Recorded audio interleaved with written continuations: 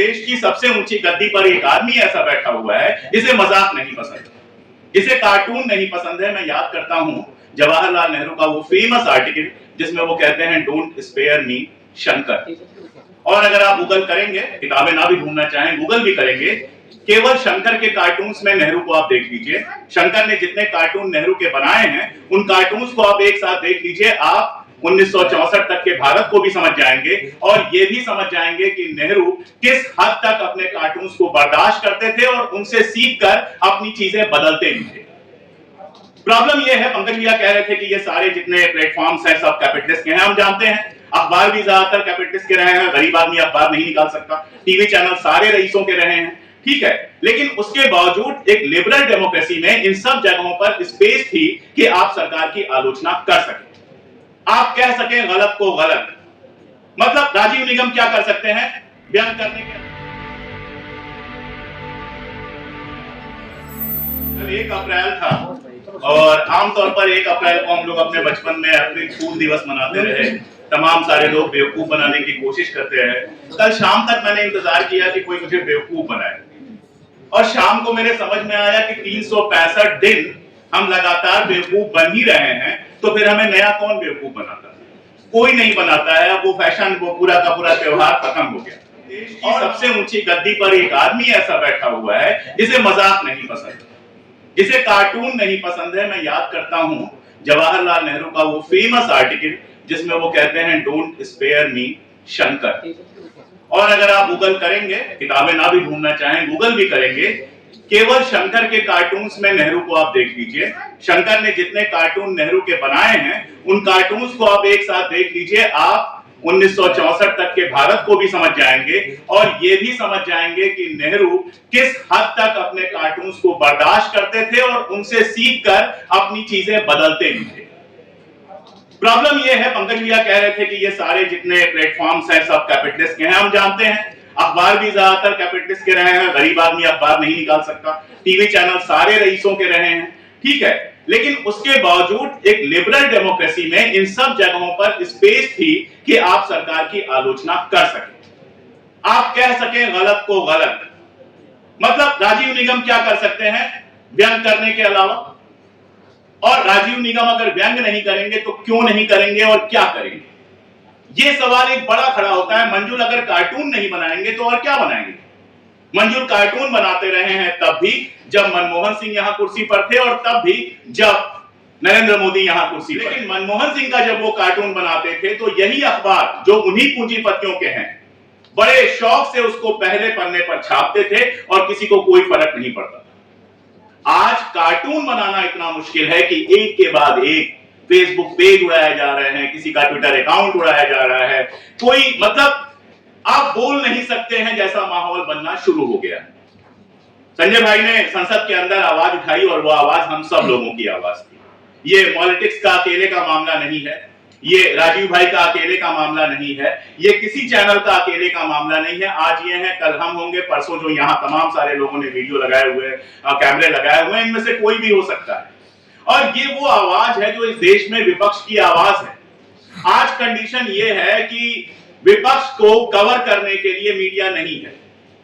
Bharatiya Janata party का कोई पार्षद भी अगर चाहेगा तो वो नेशनल मीडिया में आ सकता है, लेकिन दूसरी पार्टियों के सांसद और यहां तक कि विपक्ष के नेता को भी बाकायदा मीडिया में आने से रोका जाता है। मीडिया में गलत तरीके से रिपोर्ट किया जाता है या रिपोर्ट ही नहीं किया जाता है। और यही वजह एक अल्टरनेटिव मीडिया खड़ा हुआ है। अगर आज टीवी चैनल वैसे ही होते जैसे 2014 से पहले थे तो किसी पॉलिटिक्स की क्या जरूरत होती, मेरे चैनल की क्या जरूरत होती, रवीश को बाहर आकर वीडियो क्यों बनाने पड़ते एक यूट्यूब चैनल पर, अजित अंजुम जैसे पत्रकार को अलग से वीडियो क्यों बनाने पड़ते, या तमाम नाम आप गिनते चले जाइए। ये इन सारे लोगों को अलग से आकर अपनी बात क्यों कहनी पड़ी? क्योंकि मेन स्ट्रीम मीडिया में उसकी जगह खत्म हो गई। और दिक्कत तलब बात यह है कि पिछले चुनाव में सरकार को बहुत कायदे से समझ में आ गया है कि मेन स्ट्रीम मीडिया जो है वो सिर्फ उनके लिए मेन स्ट्रीम रह गई है। इस देश की आम जनता अब मेन स्ट्रीम से ज्यादा वैकल्पिक मीडिया पर भरोसा करती है। बहुत सारी कमियां हो सकती हैं, दिक्कतें हो सकती हैं। हो सकता है कि पंकज भाई से मेरी कुछ आपत्तियां हो, इनकी कुछ बातें मुझे ना पसंद आते हो, मेरी बातें इनको ना पसंद आती हो, हमारी आपसी सहमतियां हो, लेकिन एक बात पर हमारी सहमति है उसमें संजय भाई भी शामिल है, उसमें पंकज भाई भी शामिल है, उसमें हम सब लोग शामिल हैं कि अगर आप मेरी आलोचना करना चाहते हैं अपने चैनल पर तो यह आपका हक है। अगर संजय भाई के किसी भाषण को शानदार कहने का मुझे हक है तो बेकार कहने का भी मुझे हक है। अगर मेरा कुछ गलत है या कहीं कुछ गलत है तो उस पर टिप्पणी करने का हक है। लोकतंत्र ऐसे ही तो बनता है, संसद ऐसे ही तो बनी थी, कम से कम राज्यसभा ऐसी ही बनी थी, जिसको क्या बना दिया गया है बताने की जरूरत नहीं है।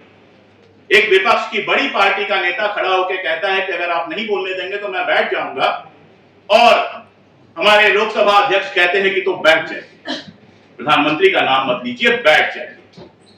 और मैं एक बात और बताऊं, बहुत सारे लोगों को लगता है कि इससे हमें क्या फर्क पड़ेगा। सबको फर्क पड़ेगा, जनता के लिए भी उतना ही बड़ा फर्क पड़ेगा। आज आपके सवाल फिर भी उठ जाते हैं, अगर इस देश में विपक्ष की आवाज खत्म हो गई, वैकल्पिक मीडिया की आवाज खत्म हो गई, तो जो मीडिया है उसके घर में भी कुछ हुआ तो वो आवाज उठाने वाला कोई नहीं बचेगा, क्योंकि उनके अपने चैनलों पर वो आवाज उठाने नहीं दी जाएगी। इसलिए लंबी बात मुझे नहीं करनी है, मैं बस इसमें शामिल होने और इन सॉलिडेरिटी कहने आया था कि मैं इस लड़ाई में शामिल हूं, मैं आप लोगों के साथ हूं, ये कहने आया था। मुझे बस इतना कहना है कि ये लड़ाई सबकी है, ये लड़ाई एक एक आदमी की है, ये लड़ाई एक एक नागरिक की है, और अपनी असहमतियों के साथ इस लड़ाई को हमको साथ में लड़ना है। कोई फर्क नहीं पड़ता कि इनसे मेरी पटती है कि नहीं, इनसे मेरी पटती है कि नहीं, पर्सनल क्या है क्या नहीं है, कोई फर्क नहीं पड़ता। वो हम सुलझा लेंगे, वो हम ड्राइंग रूमों में सुलझा लेंगे, वो चाय की दुकानों पे सुलझा लेंगे, वो सड़कों पे सुलझा लेंगे। फर्क इस बात से पड़ता है कि इस देश में अभिव्यक्ति का अधिकार मूल अधिकार है नागरिक का, और अगर उसको दबाया जा रहा है तो कम से कम हमारे बच्चे ये ना कह सकें कि हमारे पुरखों ने इस पर आवाज भी नहीं उठाई। आवाज उठाने का हक तो हमारा है, उसे दबा दिया जाए, उसे किनारे कर दिया जाए, माना जाए ना माना जाए, समय बताएगा। एक बात मैं जानता हूं और वही कह के मैं खत्म करूंगा। एक पुरानी रशियन कहावत है, सदियों तक कुछ नहीं बदलता और रातों रात सब बदल जाता है। ट्रंप जिस समय ईरान में गए थे, 48 घंटे के अंदर विक्ट्री डिक्लेयर करने के लिए गए थे, 1 महीने से ऊपर हो गया, और आगे कहां तक जंग जाएगी कोई नहीं जानता। तो बहुत सारी चीजें बहुत सारी जगहों पर, मैंने एक किताब तानाशाहों पर ही लिखी है, चाउसेस्कू का नाम आप सब लोगों ने सुना होगा। चाउसेस्कू और उसकी पत्नी का डंका बजता था, डंका बजता था मतलब बजता था।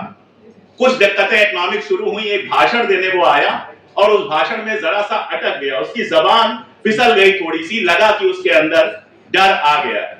जनता ने वो डर पकड़ लिया, 24 घंटे के अंदर चाउसेस्कू गद्दी से हट गया, और उसके बाद जो हुआ वो आप सब लोग जानते हैं। संघर्ष की जरूरत इसीलिए होती है कि हमारी पीढ़ी को मिले, अगली पीढ़ी को मिले। संघर्ष की परंपरा लगातार चलनी चाहिए, और आवाज उठाने के हक के लिए संघर्ष हमारे समय का सबसे बड़ा संघर्ष है। और मैं बिल्कुल पंकज भाई से सहमत हूं कि मैं खुद को विपक्ष का हिस्सा मानता हूं। मुझे चुनाव नहीं लड़ना, मुझे किसी पार्टी में शामिल नहीं होना, लेकिन जो इस तानाशाही सरकार के खिलाफ बोलता है, मैं हर उस पार्टी में शामिल हूं, मैं हर उस आवाज में शामिल हूं। बहुत शुक्रिया।